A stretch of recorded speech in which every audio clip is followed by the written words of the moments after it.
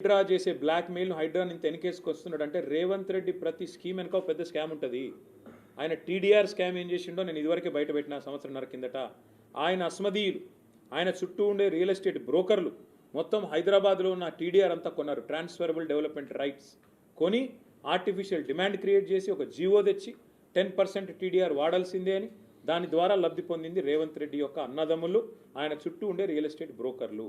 ఇప్పుడు మళ్ళీ చెప్తున్నా, హైడ్రా అనే అరాచక సంస్థను అడ్డం పెట్టుకుని రేవంత్ రెడ్డి గారు ఏదైతే చేస్తున్నారో నేను సూటిగా అడుగుతున్నా, నీ హైడ్రాకి దమ్ముంటే, నీ హైడ్రా నిజంగా సంస్కరణ అయితే ముందు నీ మంత్రుల ఇల్లు కూలగొట్టు. పొంగులేటి శ్రీనివాసరెడ్డి ఇల్లు ఎఫ్టీఎల్లో ఉన్నమాట వాస్తవమా కాదా? అట్లాగే వివేక్ ఇల్లు బఫర్లో ఉన్నమాట వాస్తవమా కాదా? అట్లాగే పట్నం మహేందర్ రెడ్డి ఇల్లు ఎఫ్టీఎల్లో ఉన్నమాట వాస్తవమా కాదా? కేవీపీ రామచంద్రరావు గారి ఇల్లు ఆయనది ఉన్నమాట వాస్తవమా కాదా? ఎన్ని ఉన్న ఎగ్జాంపుల్స్ ఇన్ని చూపెడుతుంటే ఇవేవి కాదు. అనుముల తిరుపతి రెడ్డి ఇల్లు ఎఫ్టీఎల్లో ఉన్నమాట వాస్తవం కాదా? కాబట్టి చట్టం అంటే అందరికీ ఒకటే తిరిగి ఉండాలి. చట్టం కాంగ్రెస్ వానికి చుట్టం, మిగతా బీదా బిక్కిని మాత్రం ఇష్టం ఉన్నట్టు కొడతాం, మా ఇష్టం కోర్టు చెప్పిన అయినం. తప్పకుండా తగిన శాస్తి జరుగుతుంది. రేవంత్ రెడ్డి గారి తల బిరుసుకు ఆయన అహంకారానికి సమాధానం ప్రజలే చెప్తారు. బ్రదర్, నేను మళ్ళీ చెప్తున్నా, మేము ఈ హైడ్రా అనేది పేరు మార్చి డ్రామా ఆడుతున్నాడు ఆయన. గతంలో దాని పేరు EVDM, enforcement vigilance director monitoring, అది మేము పెట్టింది. డిఆర్ఎఫ్ అని పెట్టింది మేము. దానికి ఒక పేరు మార్చి అన్నిటికీ మార్చినట్టు, అన్నిటికీ రంగులు వేసినట్టు, సున్నాలు వేసినట్టు దీనికి కూడా వేసి పోజులు కొట్టడం తప్ప ఆయన పీకింది ఏం లేదు. కేవలం దాన్ని బ్లాక్మెయిల్కి వాడుకుంటున్నాం. జస్ట్ ఎక్స్టార్షన్, బ్లాక్మెయిల్, బెదిరించడం, డబ్బులు గుంజడం. Revanth Reddy is one of the biggest blackmailers కదా. అధికారంలోకి రాకముందే పెద్ద బ్లాక్మెయిలర్. ఆర్టీఐ అడ్డం పెట్టుకుని బతికినోడు. అట్లాంటి వాడు ఇంకా అధికారంలోకి వచ్చాక హైడ్రాన్ అడ్డం పెట్టుకుని బతుకుతున్నాడు. ఇది వాస్తవం.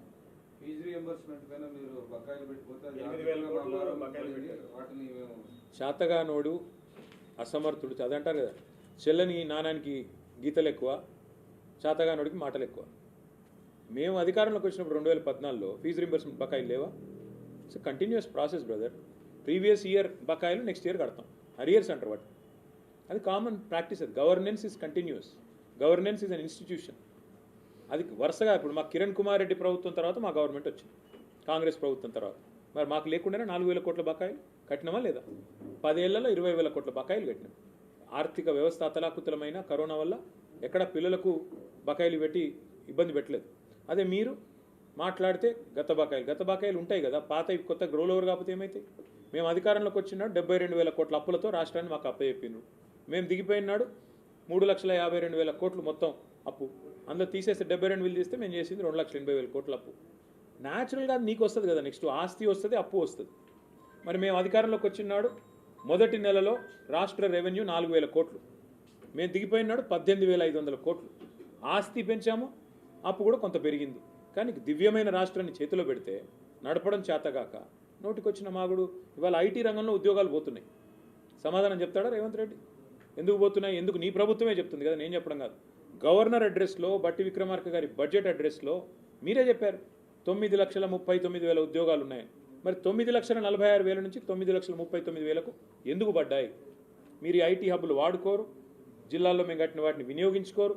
అవి కేసీఆర్ ఆనవాళ్ళు కాబట్టి జీర్ణించుకోలేరు. మేమేం చేయాలి దాన్ని? తెలంగాణ రాష్ట్రమే కేసీఆర్ ఆనవాళ్ళు కదా.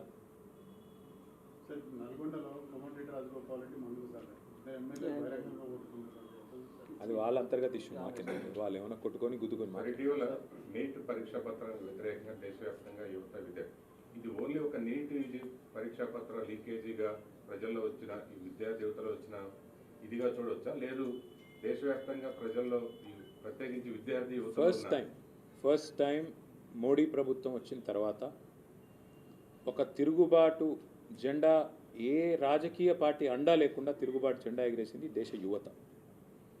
అది నీట్ అనేది కేవలం ఒక ట్రిగర్గా మాత్రమే పనికొచ్చింది తప్ప అంతకంటే ముందే పేరుకుపోయిన అసహనం, వివిధ రంగాల్లో ప్రభుత్వం యొక్క వైఫల్యం వల్ల పేరుకుపోయిన అసహనానికి మొన్న జరిగిన ప్రొటెస్టులు ఒక ప్రతీకగా చూడొచ్చు.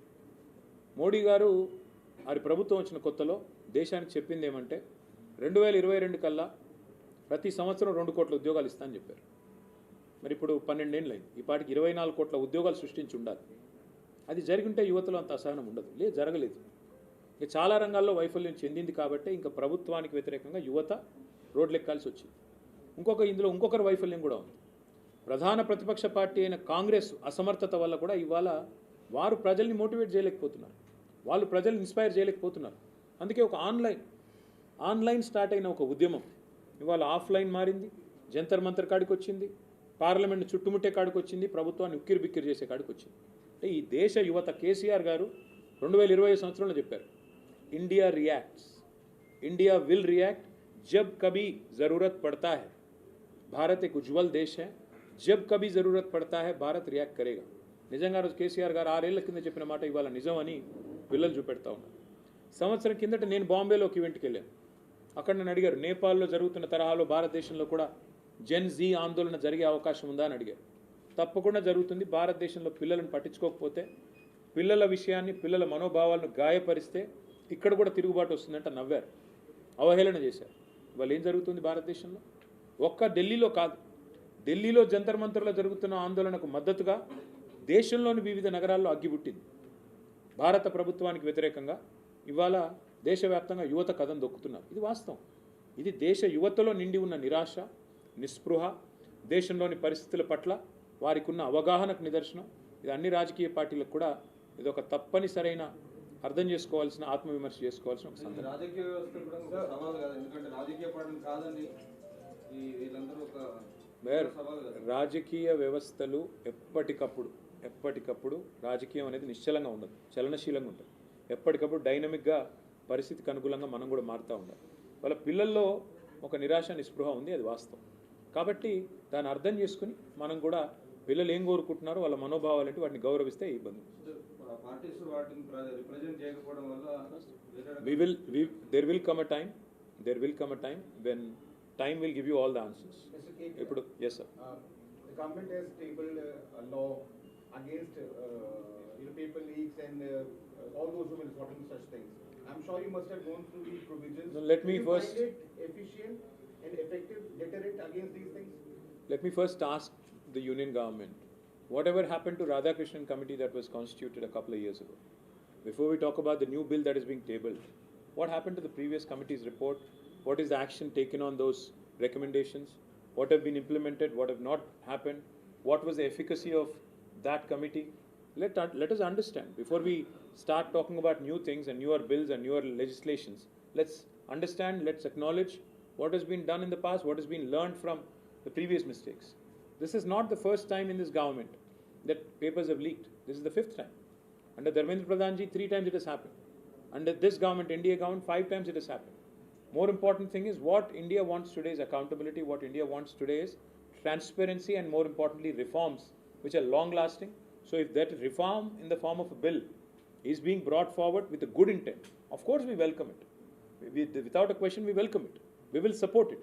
But the government also has to answer what they have done about the previous committee. Radhakrishnan committee का क्या हुआ, उसका recommendation क्या कहाँ गया और उसका नतीजा क्या निकला, ये भी बताना होगा पहले तो. The government has also constituted a high committee. Under Nandan Nilekani ji, How do you see? no, it's boss, anything to reform education and instill confidence is welcome. पर मैं फिर वही दोहराऊंगा कि जो पिछली बार जो कमेटी बनाया गया था 2 साल पहले, जो रिपोर्ट उसने दिया, टेबल किया, उसका नतीजा क्या हुआ? उसका कुछ फ़ायदा हुआ हिंदुस्तान को या बस वैसे ही पेपर पे रह गया? और आज भी जो आप फिर एक बार एक लेजिस्लेशन की जो बात कर रहे हैं, इसका अल्टीमेटली क्या होगा, कैसे लागू करेंगे, क्या करेंगे और क्या कॉन्फिडेंस आप देंगे? वेलकम तो करेंगे नंदन नीलेकनी जी का, क्योंकि वो एक्सपर्ट है, पर ultimately enforcement is important, ultimately accountability is important. We hope, while we welcome what the government is trying to do to basically convince the youngsters of this country, enforcement and accountability are more important and we hope they deliver on that. Sir, centre ఈ parliament వర్షాకాల సమావేశంలో మరోసారి మహిళా reservation బిల్ని పెడతారో లేదో చూద్దాం brother, ఎందుకంటే ఇప్పటివరకు అయితే ఎవరికి క్లారిటీ లేదు. పెడితే గతంలో కూడా మహిళా బిల్లుని సమర్థించాము కాబట్టి కొత్తగా సమర్థించేది ఏమీ లేదు. మేము ఆల్రెడీ బిల్ పాస్ అయింది, ఆల్రెడీ మహిళా బిల్ ఎప్పుడో పాస్ అయింది.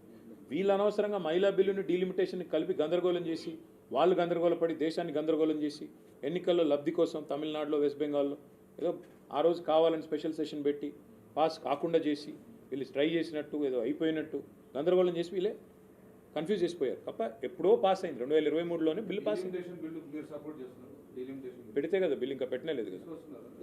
వెంకటేష్ గారు మీకు గుర్తుండాలి ఒకటి, 2014లో Andhra Pradesh reorganisation act bill pass అయింది. అందులో ఏముంది, ప్రతి పార్లమెంట్కి అటు ఆంధ్రాలో ఇటు తెలంగాణలో పార్లమెంట్కి 2 అసెంబ్లీ సీట్లు పెంచుతామన్నారు.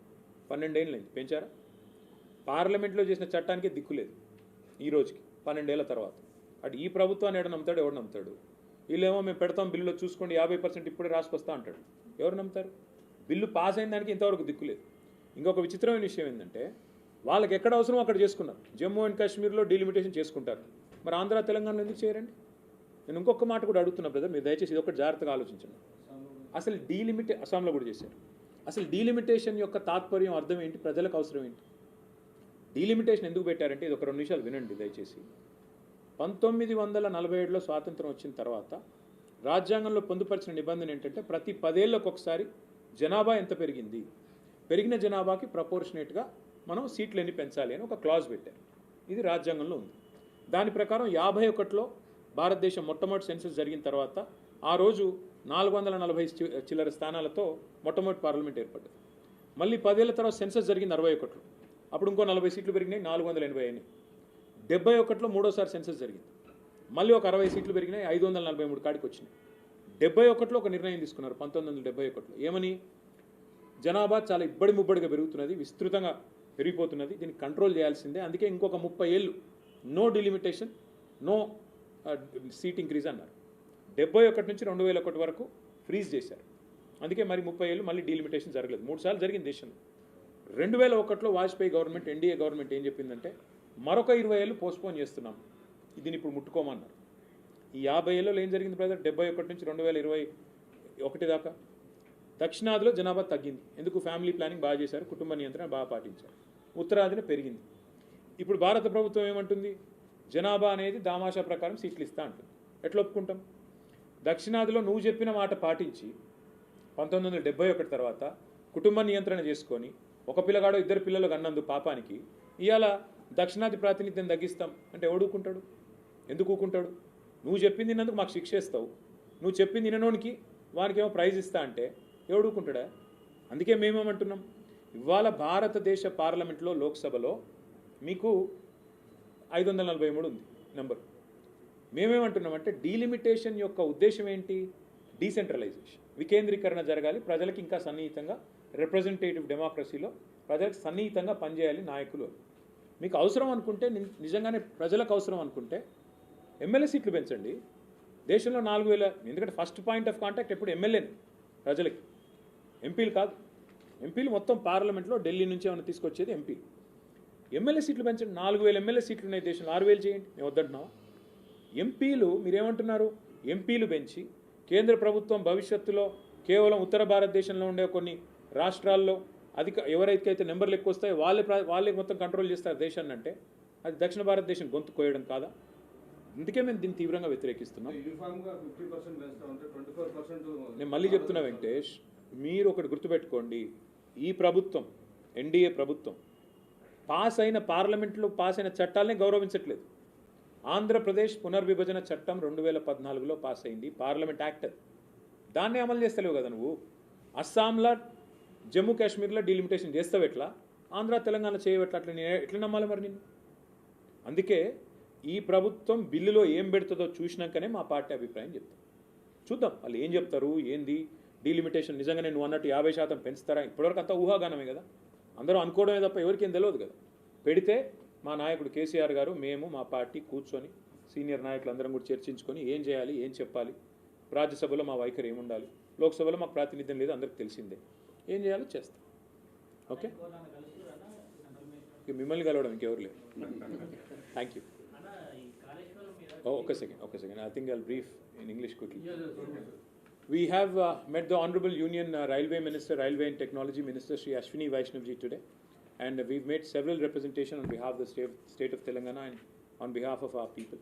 Primarily, we had requested him to consider, as South Central Railway is being bifurcated, or trifurcated for that matter, we considered setting up of new divisions, one in Khajipet, one in Kottagudem, and we are urged him to explore the possibility, because there are smaller divisions which have been created with 900 kilometers, and in the proposed Khajipet division, railway division, will have almost 2,000 kilometers of track. This will greatly help Telangana getting connected very well to the rest of India. So we urged him to explore that. Secondly, an important railway line which was sanctioned from Hyderabad to Karimnagar under the leadership of our former Chief Minister and former Union Minister Shri KCR Garu back in 2005, unfortunately still limping at a snail's pace. What we urge the Honourable Minister is to consider the 75 kilometres of railway broad gauge work between Siddipet and Karimnagar to be expeditiously completed on a war footing. Land acquisition for which, unfortunately, the state government is not cooperating. We've asked the Honourable Union Minister to give a nudge to the state government. And we also requested the Honourable Union Minister to actually sanction a rail-cum road bridge across Mid-Maner Reservoir in Sirsila district.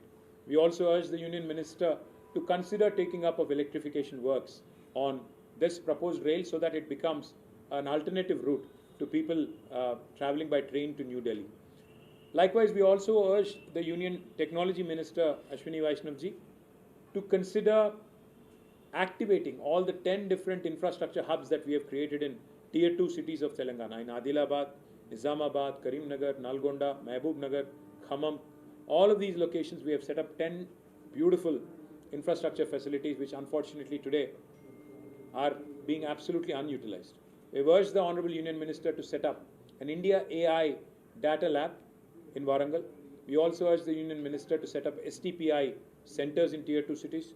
We urge him to consider setting up more incubation centers in specific sectors like cybersecurity, deep technology, AI, and all of this we have urged him would provide employment to our rural youngsters. Today, after Congress government has assumed office in Telangana, the IT jobs are on the decline.